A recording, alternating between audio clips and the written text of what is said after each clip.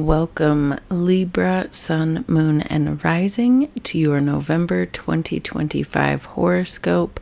You are last, but certainly not least. I'm Sarah at Life with Training Wheels, where I utilize Western Tropical Zodiac Astrology, whole sign house system, and other tools to help guide you on your journey of self-discovery and self-empowerment. My goal is to help you realize that life really is a choose-your-own adventure. You have more control over your life and your thoughts than you think you do, and we really do make this world our reality. One of my favorite quotes is, "Wherever you go, there you are." So if you keep finding yourself in certain situations, good or bad, it may be a time to look into the mirror. If that sounds like something you want to stick around for, a vibe that you can vibe with, then I encourage you to stick around. If this is your first time finding me, thank you for joining me, and I hope you'll stay. If you are returning, thank you so much for returning. Either way, if you could go ahead and engage with this video in some way, like, subscribe, comment, anything like that, it will help my tiny channel grow, and I greatly appreciate it. A little bit of housekeeping before we get into today's astrology. I do have a Your First Astrology course going on right now. It's a 6-week course. I've only emailed out the first course, or the first week's module, and that module is about just learning how to pull up your natal chart, as well as I walk through several tools, several different free websites and an app that I use on my phone as an astrologer, and what I get out of it.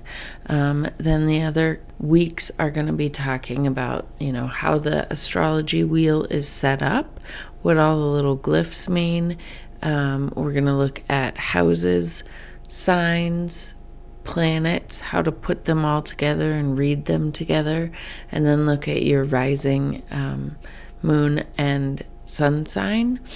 And then from there, I'm gonna teach you how to take videos like this, or more general collective videos, and apply it to your own astrology chart. So this is a beginner's astrology course. You don't need any experience to join, and that is going on now. And I just email out the videos, and then you email back questions, and then from there we can, do another video specifically answering the questions, or whatever we need to do. This class is yours, not mine, so I want you to get the most out of it. I'm also trying to start a Patreon membership that is kind of like a getting to know yourself better monthly membership, where each month I'm going to be teaching a different topic of your natal chart and what it might mean for you, different placements and elements and things like that. And so each month you would get a 20-minute reading on your natal chart, so it's on that topic. So it's kind of, like I said, a getting to know you better monthly subscription. I hope you'll join me for either of those, and the links for those will be in the description box below.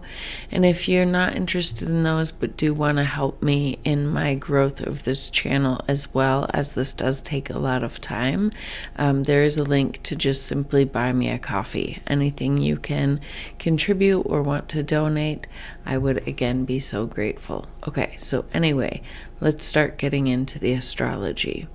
So if you haven't seen, I have done a collective reading for this month's astrology, and I will link to it right here. I highly recommend you watch that before you watch this, simply because there are a few things that I'm not going to be repeating. The main thing is that Jupiter, Saturn, Neptune, and Pluto are only moving 1 degree, or not even an entire degree, this whole month. They're staying within the same degree. So what I do in that collective reading is I look at those particular degree points and look up and read the Sabian symbol meanings for those. And Sabian symbol meanings for each degree kind of gives a more holistic view of what we're being asked collectively and individually to look at, and like where we are on our evolution's path at this moment of time. And it adds a lot. So I do encourage you to go watch it.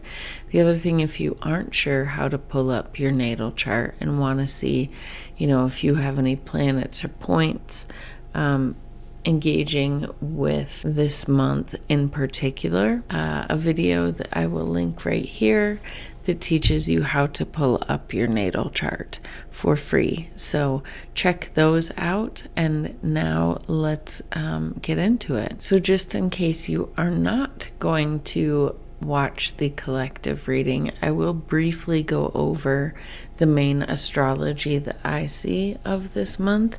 And the biggest thing is that all month long we're going to be having a grand water trine.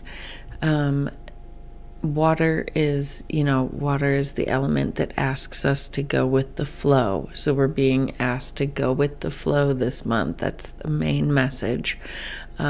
Water is also very emotional, so we might be a little bit more emotional this month.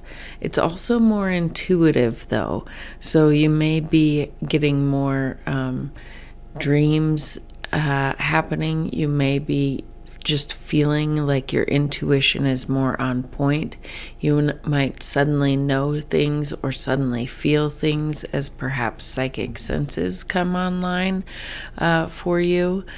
So those are some things that we could see this month that's really exciting. A lot of Jupiter is involved in this, so there is a lot of opportunity and blessings and abundance perhaps available for us this month with this water grand trine. But sometimes when things are flowing so easily and so nicely, we might miss seeing the opportunities because everything just feels easy.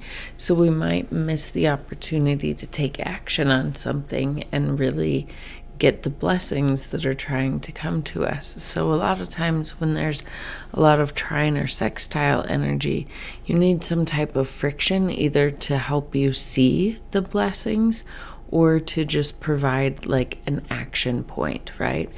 And luckily this month there are two things that are happening, two main points of challenge, I guess, that are happening all month long that may help us activate those things. So one is a square between Jupiter and Chiron in Aries, and we'll look to see where that is, but that is providing a lot of healing opportunity for your I am wounds, where you've kept yourself small for the sake of others, and that in and of itself may help activate or capitalize on the blessings that are trying to come to you.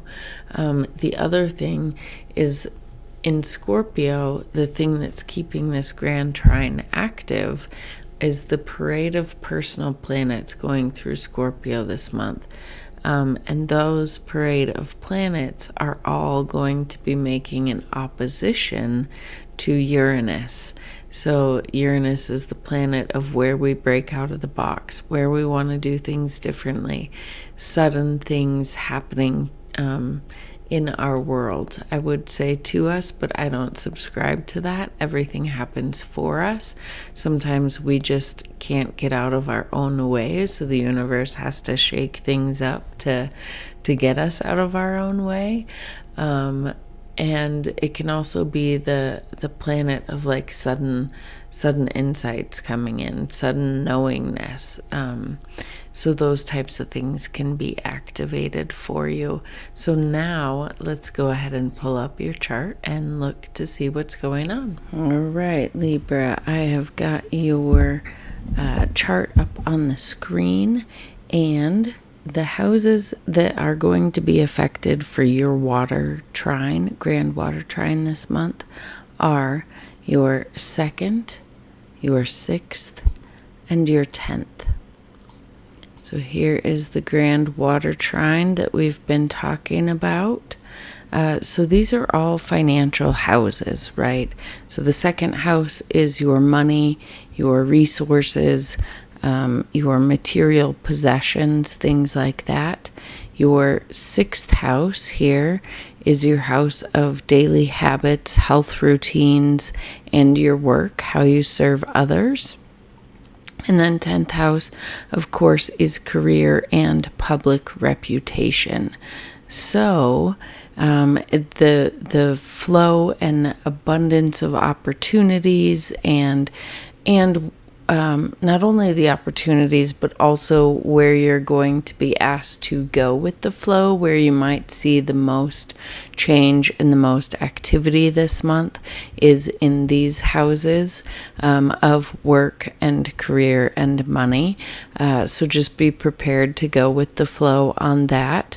But let's go ahead and talk about each of these houses. Let's go ahead and start with the 10th house. That's where Jupiter is. So this is, like I said, the house of your career and public reputation. And whatever Jupiter touches, it expands, right? Jupiter is the planet of expansion, of opportunity, of abundance, of growth. So wherever it is where you likely will be receiving those things. So there may be and Jupiter has been here for a while and will continue to be here for a while. So you should be, potentially this is manifesting as just you're more busy at work, which can be a good thing. This could be manifesting as more opportunities or different opportunities for work, maybe switching jobs, maybe a promotion, maybe something like that. Maybe you land a big account, something along those lines could be coming up for you while Jupiter is in your 10th house. But with this water grand trine, this luck and abundance that's coming to you in your career is also going to flow to your second house of money and resources. And your sixth house of daily habits, health routines, things like that. So maybe a new career opportunity is affecting your daily habits and routines. Or, since this does also represent our work, just because it is how we structure our day, right? Maybe this is bringing new opportunities for like a new work environment or things like that. So that is really exciting. Next, we'll go ahead and talk about your sixth house. Like I said, daily habits, health routines, your work. It's basically how you structure your day, your morning routine, your midday routine, which is probably what includes work, your evening routine, how you feed and nourish yourself, really how you go about your day-to-day business. So Jupiter could be bringing luck and abundance and opportunity and growth there. But also this is where Pisces is. And Pisces can be an area where wherever it is in your chart can be an area where you maybe lack some boundaries. So this could be an area where maybe you really struggle with having a structured routine.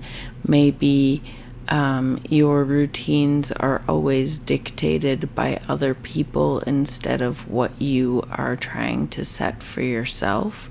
That could be something with Pisces. And what this water grand trine is working with, particular in this house, is Neptune and Saturn.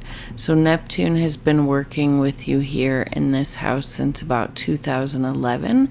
So it's a slower moving energy. So you might want to just look back to 2011 and look to see how how you have changed in your daily habits, routines, work environment since 2011. And Pisces is also, and Neptune is also where we carry a lot of spiritual energy and things like that. So kind of looking to see how aligned your daily routines, habits, and work are aligned with your belief systems, right? What really you've probably noticed is working with Saturn. Saturn is slower.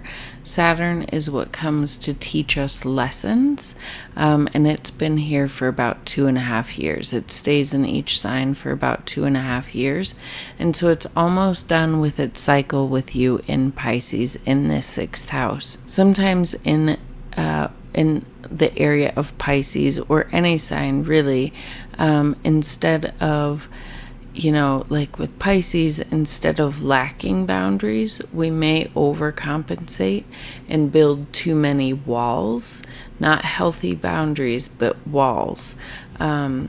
So Saturn and Neptune have been working together to both dissolve and build boundaries. So wherever you've had unnecessary walls built up around your habits, routines, health, work, Neptune has been coming to dissolve those walls over the last 2.5 years. On the flip side, wherever you have lacked boundaries, been too wishy-washy, moved too much according to other people and things of that nature, Saturn has been working with you to build those healthy boundaries that are in accordance with you and what you need, not what other people want from you or need from you or things like that. So that is what this water grand trine is asking you to focus on this month, to go with the flow with, and to kind of tidy up, because come next year, this Neptune and Saturn are going to be in Aries. So the time of us working on these lessons and really honing them in is kind of winding down, but we're getting this big opportunity really to focus on it this month with this water grand trine and really see what we need to see. So then let's talk about your 2nd house, your house of money and resources and material possessions. And this is also where your value system is, as well as your like your food choices, your body, how you, both the 6th house and the 2nd house kind of involve like the things we eat and those types of things. And this is where Scorpio is, and Scorpio is what is going to be keeping this water grand trine active all month long. And this is where most of the activity is going to be, because it is Scorpio season after all. So this is kind of going to be the most dynamic house this month, the most active, where you might feel this water grand trine initiating or focused the most.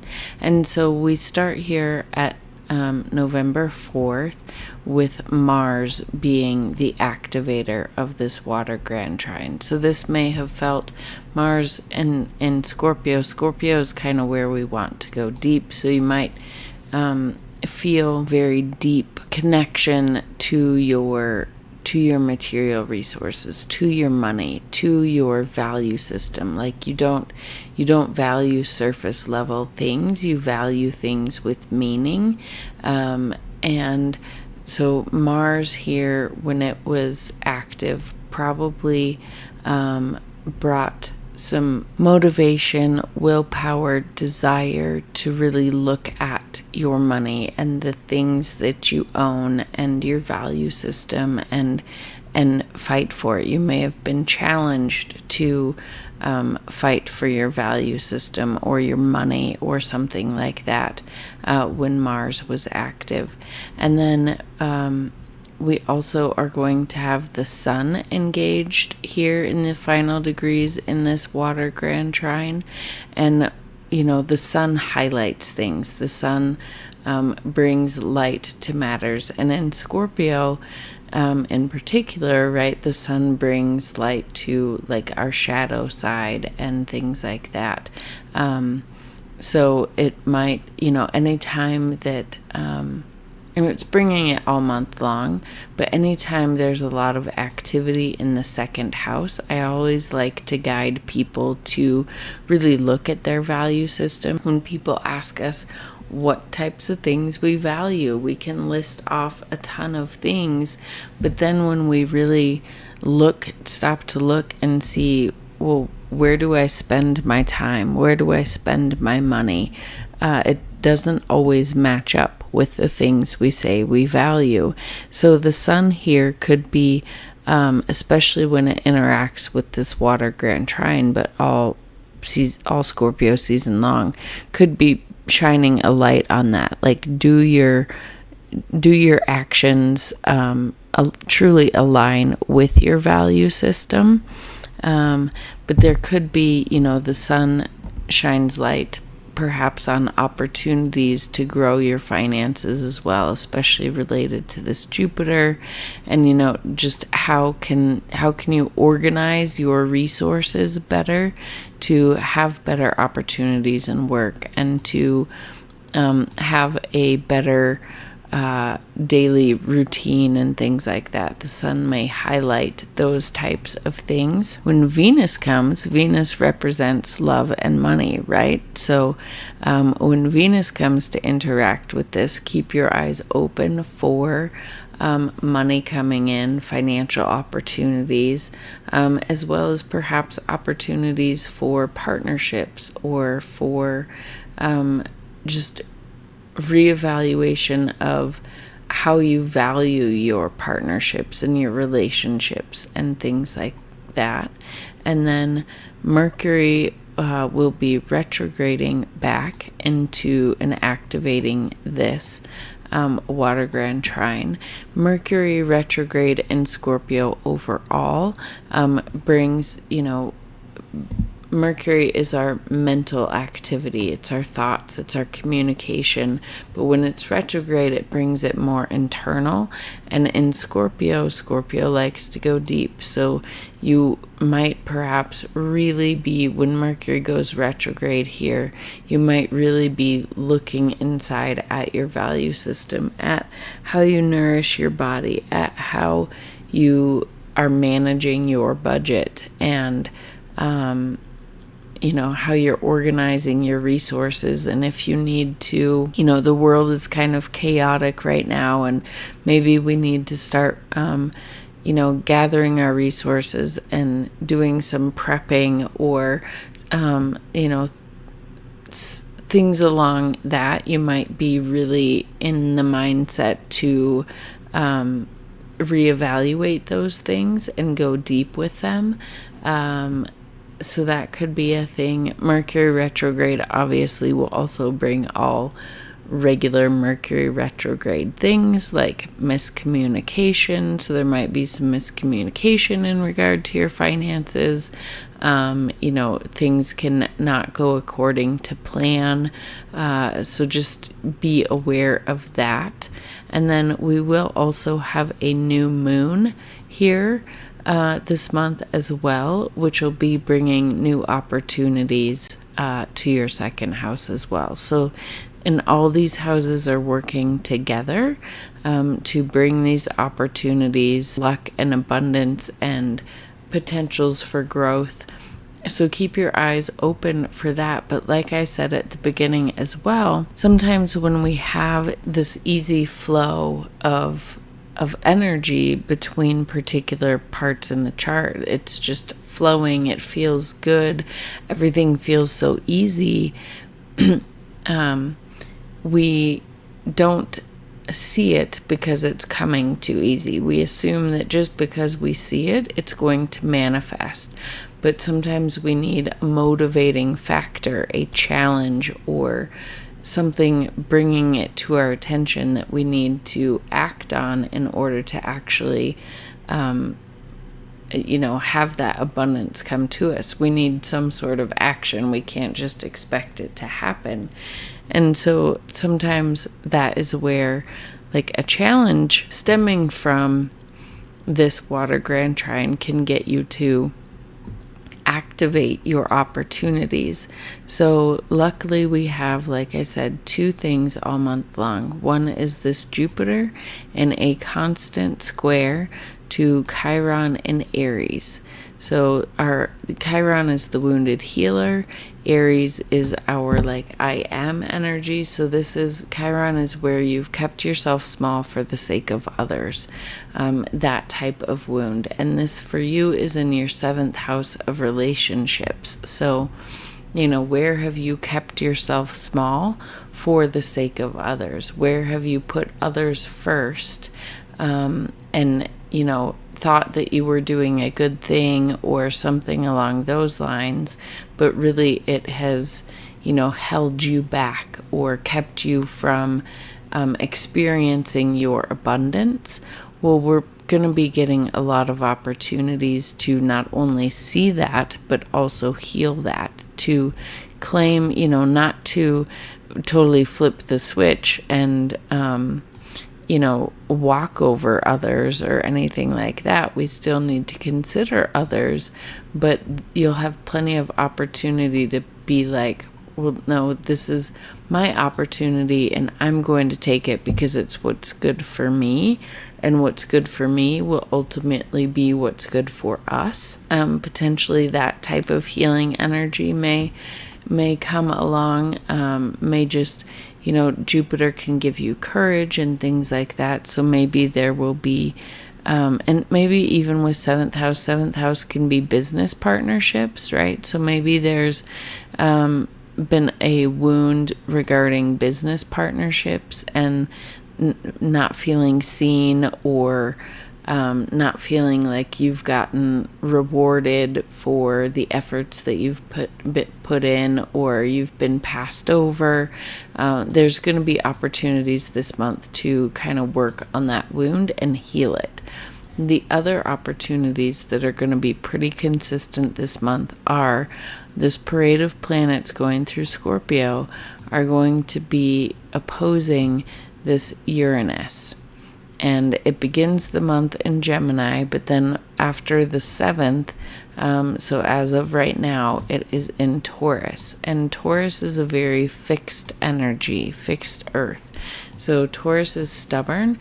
Uranus is the planet of shaking things up, of sudden change, of sudden insight, sudden intuition, sudden knowingness, but also can feel like the snow globe is shaking. And, especially in Taurus, you want things to be steady wherever this is. And this for you is in your 8th house of shared resources, finances, intimacy. So you may, be stubborn around your shared resources or your investments or, taxes or this is intimacy too. So perhaps, you view intimacy in a very particular way, both with yourself and with other people. And here Uranus comes, and it's been working with you for about 7 years to shake things up in this area. So whether that is how you share your resources with other people or just working with you on your levels of intimacy with yourself and other people, being willing to be vulnerable with yourself and other people and look to those places where you feel fear and guilt and shame and things like that are hard for you to look at.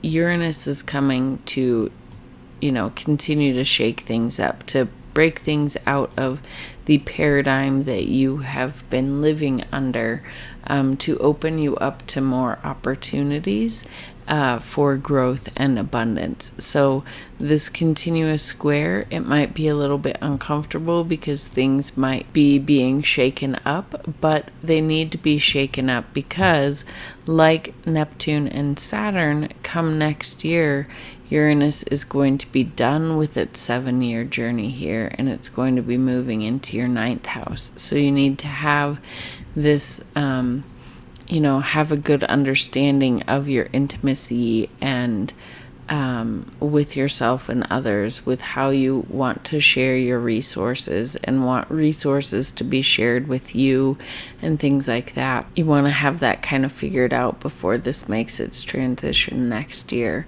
So that is really the grand water trine and the opportunities for growth that are going to happen. And when these shakeups happen, remember to just go with the flow and kind of whatever is happening, lean into how it can benefit you in these areas, as well as this area. But this might be the catalyst to make the changes and see the opportunities that are here.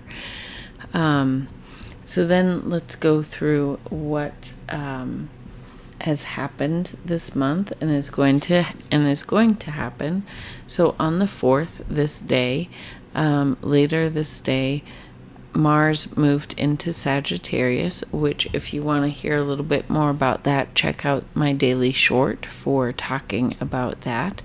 Then on the 5th, we had a full moon in Taurus in this 8th house. So if you want to hear more about that energy, check out my Taurus full moon in Taurus video. And then on the 7th, we had Uranus retrograde back into Taurus. On the 9th, Mercury turned retrograde in Sagittarius. And then on the 18th, it goes retrograde. So in a couple days, it goes retrograde into Scorpio. And then it won't turn direct until the 29th. So it'll be retrograde for most of the month, which, keep your eyes open for the Mercury retrograde type things of miscommunication, especially while it's here in your 3rd house, potentially an extra potential for miscommunication, as well as an extra potential for messed up travel plans and things like that. But when it gets to your 2nd house, more miscommunication in regards to your finances, to your value system, things of that nature, as well as just a deeper internal mental knowingness about those things. The 19th, we will have the new moon here. Keep your eyes open for the new moon video that I will be doing, but you'll be getting new opportunities here. And on the 27th, Saturn will turn direct, and I think this is really beautiful that Saturn is going to be the first of the outer planets to turn direct. They've all been working to bring our energy and our focus internally to see what we need to change about ourselves before we enter into the new era of us, which we will do next year when all these outer planets change signs, particularly when Saturn and Neptune meet up for an exact conjunction at 0 degrees of Aries, but also when Uranus finally changes into Gemini. And, even Jupiter is going to be changing signs and going into Leo. When all of these happen, it's a new big cycle. Most of them don't happen all in the same year. So this really does signify a new cycle. And I've talked about how rare this conjunction between Saturn and Neptune is. Like, it's extremely rare in the astrological world. Like, I can't remember, but only like 5 times in recorded history, if that. I can't remember. I'll have to do a separate video on that. But so we're basically entering into a new era of ourselves as well as the collective.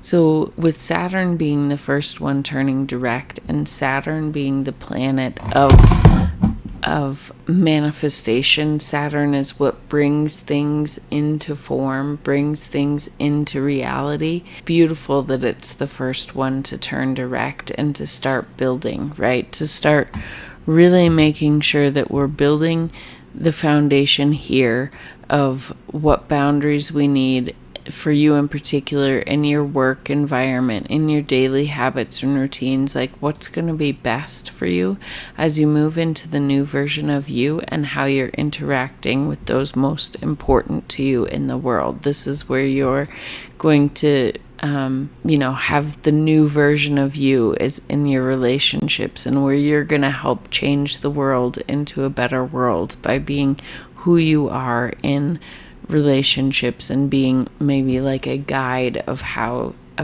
to do relationships in the new world that we are collectively creating at this time. But with Saturn being the first one to turn direct, like I said, it's beautiful because it's the foundation.